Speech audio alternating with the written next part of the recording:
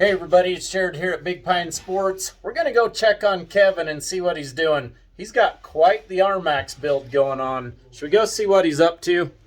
As you guys know, Kevin has done an amazing job here at Big Pine on these accessory install videos.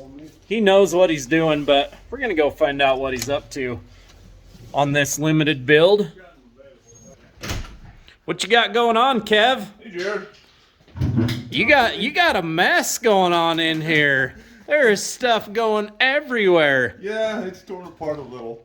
So what's going on here? So today we're putting in a heater kit for this RMAX, and I noticed on previous videos that we did on the subwoofer, on the sound system on these, you guys have had questions about the subwoofer fitting in along with the heater system. And this RMAX, we just happen to have a subwoofer in it that we installed recently,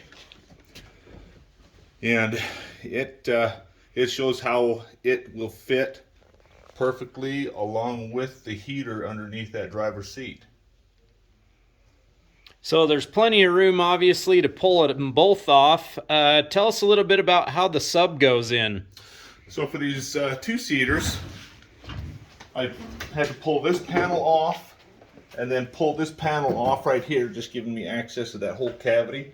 Once I had those on, then the subwoofer just slid in place, and then just ran the wiring up the center tunnel, hooking the power to the battery on it, and then hooking the sound system together.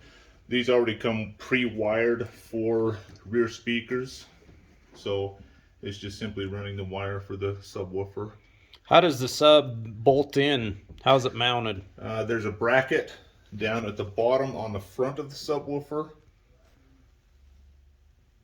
and so that just bolts in. Then there's a bracket here that bolts to the subwoofer, just ties to that seat frame. And then there's a bracket on the back side of it at the bottom that when you put that back panel in place, the two bolts at the bottom, as you put those in, it secures the subwoofer at the same time. Okay. And for the heater? So there's two bolts at the back of the heater. Those just bolt up underneath from the skid plate. And then there's one little 6 millimeter bolt that just goes in the front that bolts down into the frame. Perfect. And then you just run your venting and your wiring down through the center and then into the side. So as you guys can see, it's quite the process. You could do it yourself. What do you think? Bring it to Big Pine, or the instructions are pretty descriptive, so one can do it by themselves. It's a little tricky figuring out where the venting goes down through the center tunnel because things are kind of tight. I know some of you have called about the 5/8 heater hose that attaches to the front of the unit and then follows the center tunnel. It's too short, and so yeah, you'll just want to buy a 5-foot length of 5/8 heater hose from your local auto parts. Makes it a lot easier. Perfect.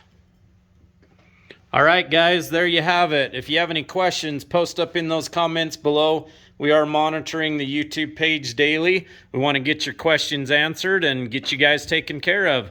435-427-3338. You can also check us out on the web at bigpinesports.com.